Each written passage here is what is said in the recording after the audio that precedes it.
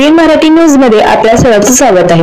ताज्या बातम्यांसाठी एबीएन मराठी न्यूजला एक विशेष सत्कार सोलापूर श्रमिक पत्रकार संघ आणि महाराष्ट्र राज्य मराठी पत्रकार संघाच्या वतीनं या ठिकाणी संपन्न होतोय।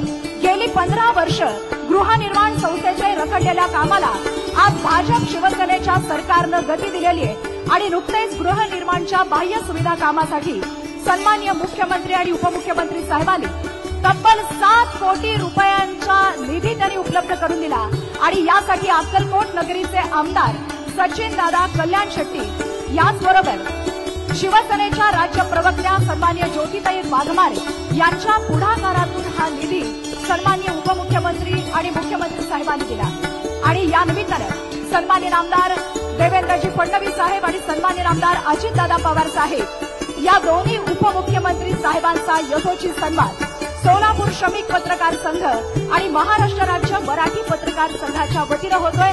जोरदार टाळ्यांच्या गजरामध्ये अतिशय महत्वाचा गेल्या 15 वर्षापासून रखडलेला हा विषय पूर्ण करणाऱ्या या कर्तृत्ववान अशा नेत्यांचं आपण आभार व्यक्त करूया।